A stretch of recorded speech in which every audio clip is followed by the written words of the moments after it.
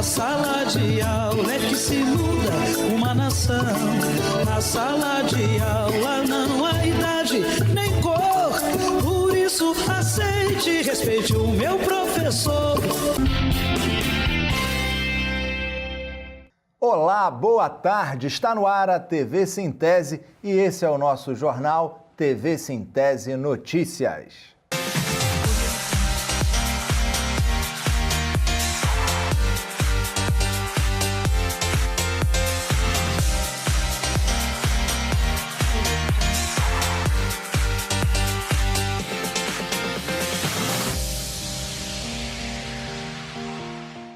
Prefeitura de São Domingos instala câmeras dentro de salas de aula e desrespeita a Constituição Federal, ECA e LDB.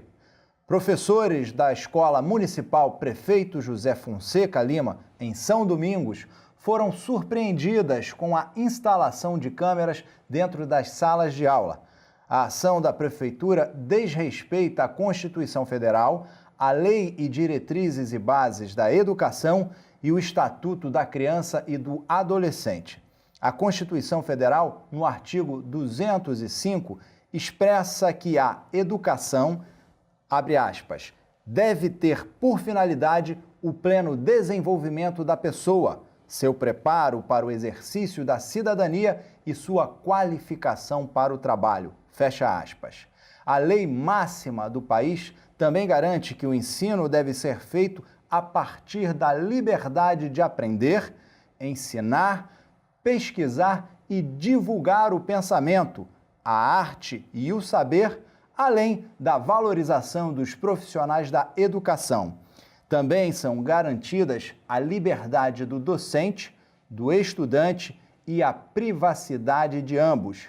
A ação da Prefeitura de São Domingos em monitorar a ação das professoras e dos estudantes também fere o artigo 15 do Estatuto da Criança e do Adolescente, o ECA, que é claro ao afirmar que toda criança e adolescente, abre aspas, tem direito à liberdade, ao respeito e à dignidade como pessoas humanas em processo de desenvolvimento e como sujeitos de direitos civis, humanos e sociais garantidos na Constituição e nas leis. Fecha aspas.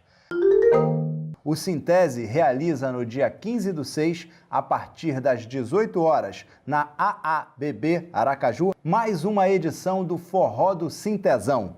Com o tema Com Educação e Cultura se faz a resistência, a festa demonstra que, para se enfrentar os desafios de um estado de perda de direitos sociais, só mesmo através da força da cultura popular. Agora vamos falar das atrações. Mais uma vez, valorizando o que há de melhor na música regional, o palco do Forró do Sintezão abre a noite com a Banda Casaca de Couro. Logo depois, o trio Pé de Serra, Três Moleques, apresentam os sucessos do forró. A festa contará também com a quadrilha junina Sintezão. Os professores e professoras filiados da Ativa e aposentados já podem retirar os convites na sede do Sintese, na Rua de Campos, número 107, bairro São José, no horário comercial e nas subsedes regionais da entidade. Muito bem, o Jornal TV Sintese Notícias vai ficando por aqui, mas o programa continua em grande estilo com a nossa entrevistada dessa semana, que é a Leila Moraes. Até já!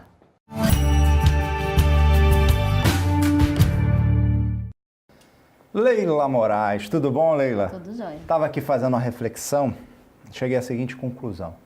Você é igual gasolina, está sempre valendo muito, é inflamável e quando desaparece faz uma falta danada aqui pra gente. Tudo bom, Leila? Tudo bem. Bom, deixa eu começar aqui então com as nossas perguntas. Bom, como anda a negociação com o governo sobre a carreira do magistério? Bem, nosso contato último que tivemos foi com o secretário da Fazenda, que assumiu a pasta a partir da posse de Belivaldo Chagas. Ele desenhou para nós todo um cenário da realidade do estado de análise de folha, de análise da máquina, né, como ele costuma dizer, estatal, e nós colocamos para ele na mesa de negociação que o que nós queremos é exatamente uma proposta de retomada da carreira do magistério. E aí ficou agendada uma nova audiência agora para o dia 5 de junho, né? Na véspera da nossa assembleia, nós vamos ter uma assembleia com a categoria já na quarta-feira, dia 6 de junho. Entre os pontos de pauta está exatamente os encaminhamentos que vão ser dados na luta da nossa retomada. Esperamos levar para a assembleia exatamente já uma proposta que venha a ser apresentada pelo governo do estado na nossa audiência do dia 5 de junho. Leila, sabe o que eu não consigo entender depois de quase 2 anos de apresentação do programa TV Sintese? Por que essa relutância em oferecer o básico, né? Porque o pleito do professor não é nada mais do que o básico, ou seja, o reajuste salarial, o plano de carreira. Por que essa relutância toda? Na verdade, é uma política que foi adotada durante todo o governo de Jackson Barreto, e Belivaldo agora tem a chance de mudar. A chance da mudança é exatamente de apresentar uma proposta da retomada. O que foi a política imposta? Foi exatamente não reajustar o piso, garantindo o que está no nosso plano de carreira, que são os interníveis da progressão do magistério, né? De sair do nível médio até chegar no doutorado. Entre um e outro, nós temos diferentes níveis de um professor que a cada vez que ele estuda, que ele se forma, que ele sai da graduação e vai para uma pós-graduação, para um mestrado, para um doutorado, ele vai tendo acrescido valores exatamente para a sua valorização profissional. Exatamente. É só isso que a gente justo, quer. Né? É o respeito a um processo de valorização através da formação. Bom, agora eu gostaria de saber o seguinte: como andam as ações em relação ao ensino médio em tempo integral? Nossas ações continuam fortes, nós continuamos fazendo plenárias nas escolas, continuamos debatendo com a categoria e com a comunidade a necessidade da resistência a esse modelo imposto e, principalmente, a partir do que já foi conquistado para escolas como o Felisbelo Freire e para o Gonçalo Hollenberg, que é possível sim que se tenha em escolas que são de tempo integral, que se mantenham as turmas de tempo parcial.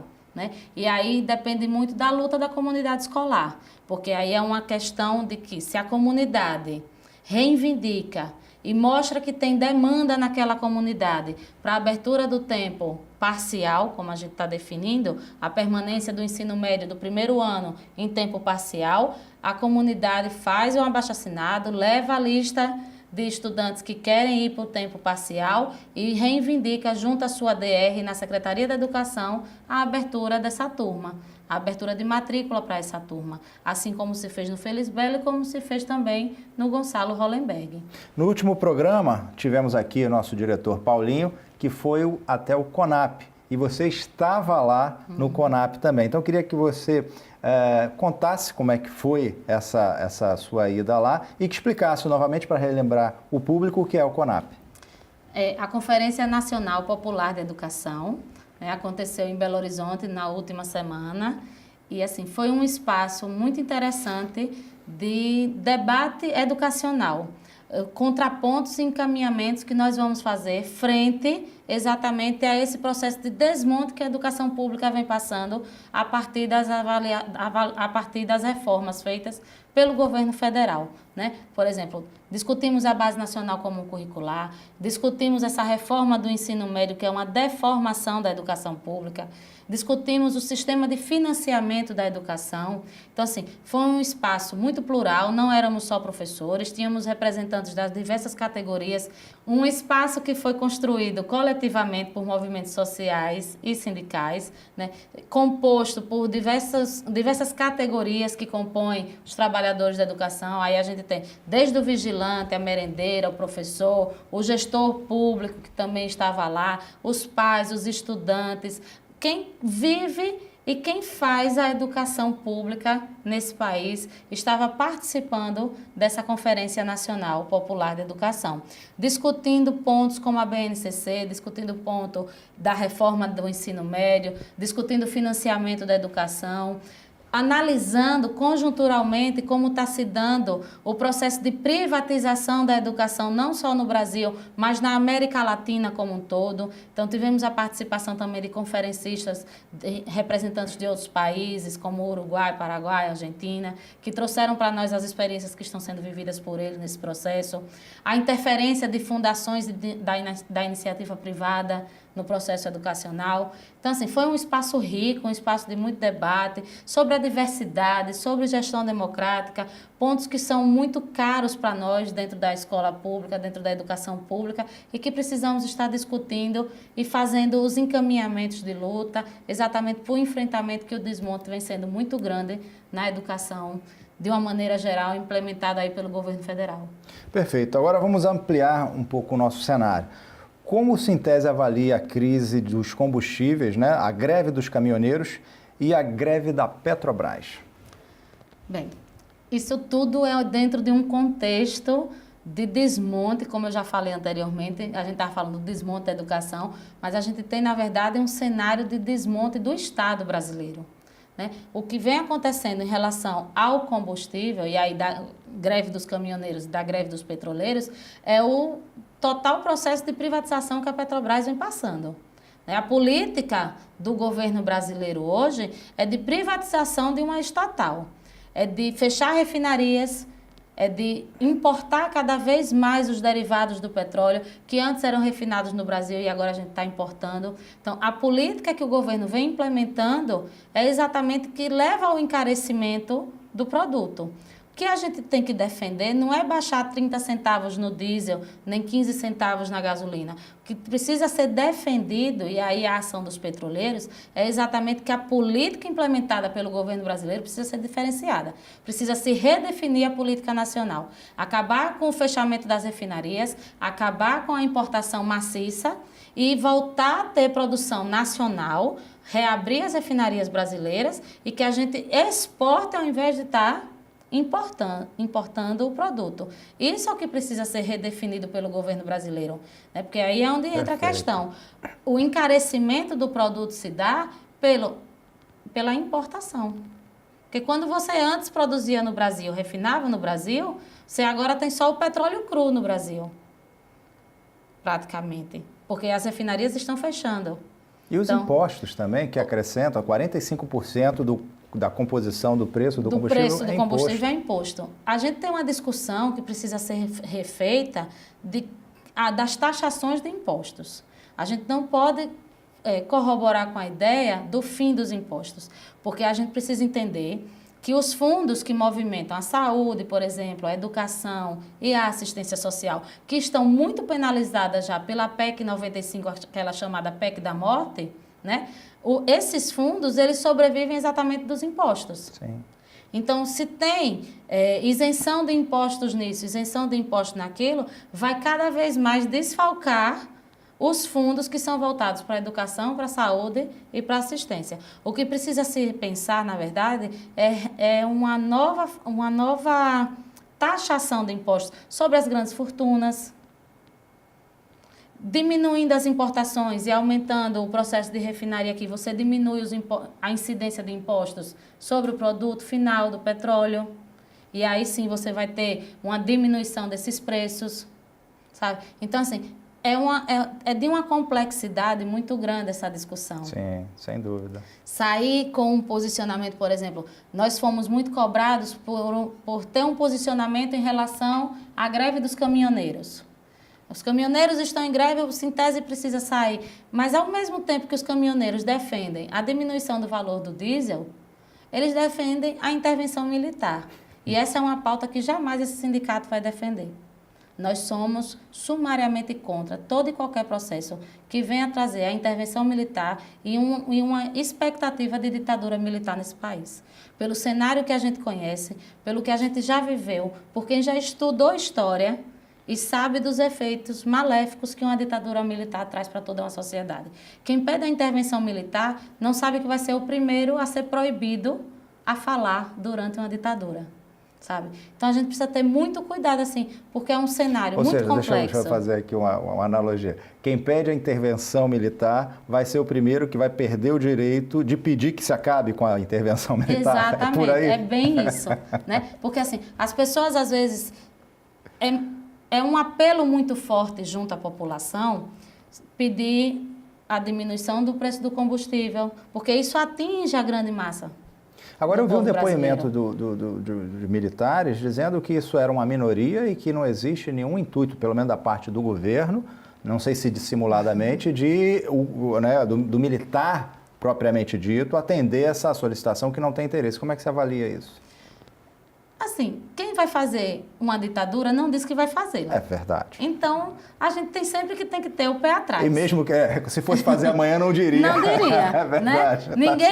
Ninguém vai anunciar que vai instaurar uma ditadura em um país. É verdade. A instauração da ditadura se dá através de um golpe.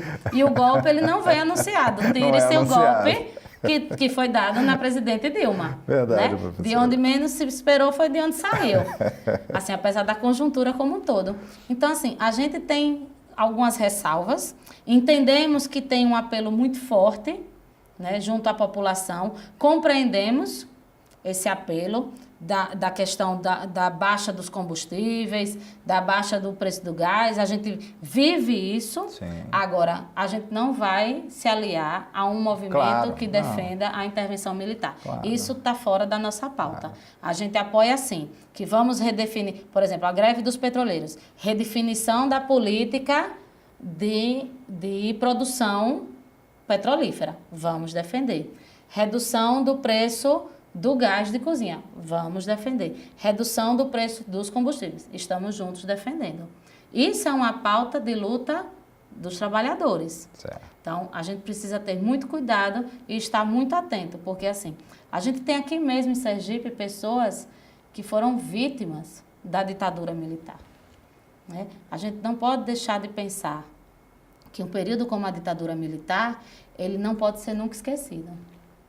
E os sobreviventes da ditadura, que ainda estão vivos, se você tiver uma conversa com eles e eles contarem um mínimo do que viveram e do que sofreram durante o processo de tortura, sabe, da perseguição, de exílio, aí você consegue entender que ninguém deveria estar pedindo, ninguém deveria estar sequer pensando de uma possibilidade de uma intervenção militar que abra um espaço para uma ditadura militar no país. Sim, conversar, por exemplo, com pessoas como Marcelo Bonfim, conversar com pessoas como Milton Coelho, ouvir deles o que eles viveram, aí as pessoas conseguiriam ter um mínimo, uma dimensão.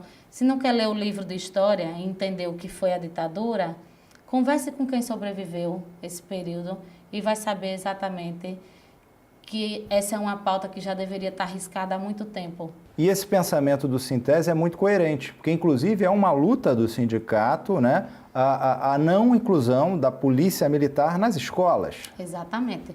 Nós não defendemos a militarização dos espaços escolares. Né? Nós entendemos que a escola ela é um espaço onde precisa ser construído com democracia, com respeito, com participação, com o quanto mais a comunidade puder participar. Não é militarizando as escolas que as escolas vão passar a funcionar como alguns defendem. Né? A militarização ela tem um outro objetivo, que não é a emancipação do ser humano. Né? E aí a gente vai na linha da emancipação humana. Mas isso aí é debate para mais um programa inteiro, não é não, professora? É verdade, e a gente agora não tem esse tempo, né? Bom, então eu queria agradecer muito a sua presença. Já fica aqui o convite para a gente continuar esse debate sobre a militarização nas escolas, posição do Sintese, do Sindicato dos Professores. Okay, combinado? Combinado. Bom, pessoal, e a TV Sintese vai ficando por aqui, mas a gente volta no próximo sábado, se Deus quiser, e Ele há de querer. Tchau, pessoal! Na sala de aula é que se muda uma nação. Na sala de aula não